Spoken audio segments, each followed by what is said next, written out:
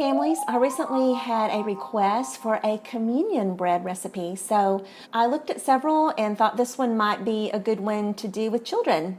We're going to try it out and see. I've not made it before. This one just calls for 4 ingredients. So it has, I'll put the recipe on here, but I've got 1 2/3 cup plain flour.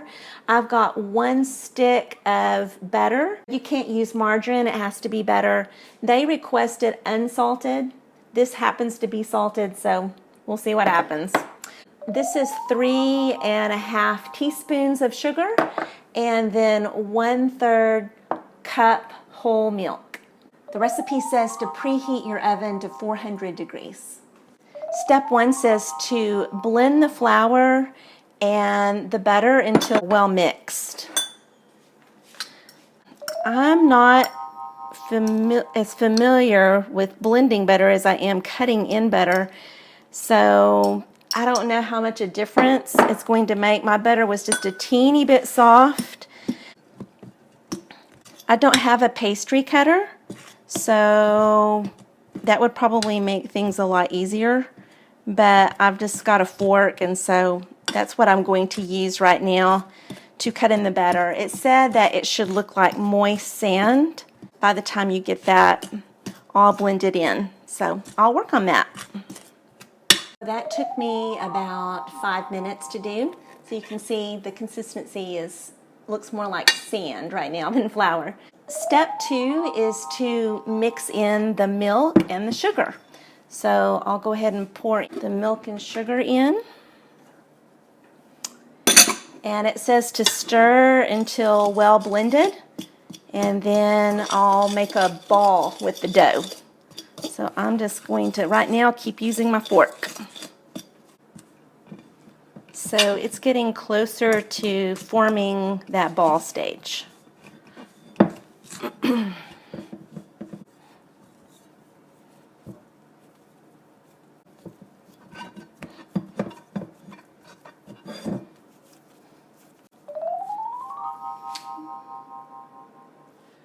The next step is to roll the dough really thin, and so the recipe suggests that it's easiest to do this directly on your ungreased cookie sheet. Now, I don't have just a cookie sheet without sides, so I just chose the most shallow pan that I could find. You're supposed to roll the dough to approximately about 1 inch thick, so just really, really thin.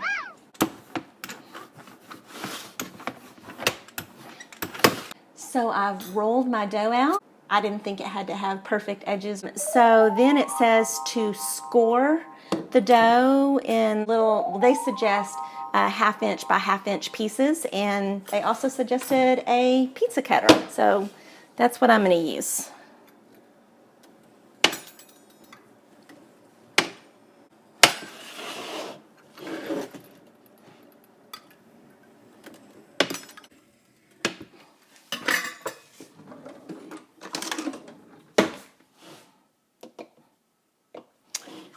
And I used a knife to score the edges because my pizza cutter couldn't quite get to those edges.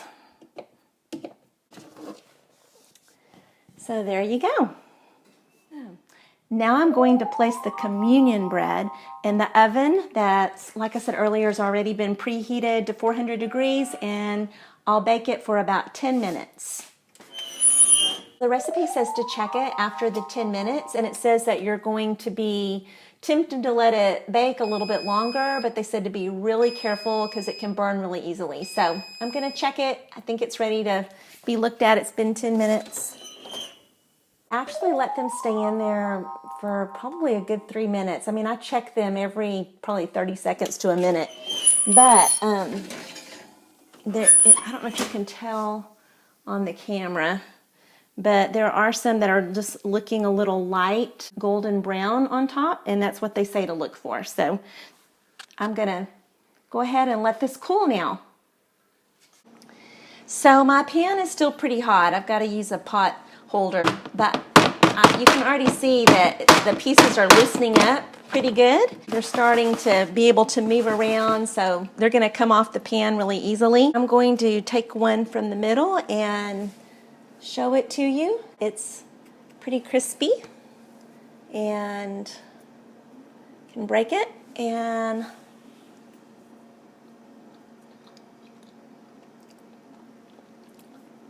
I think that tastes great.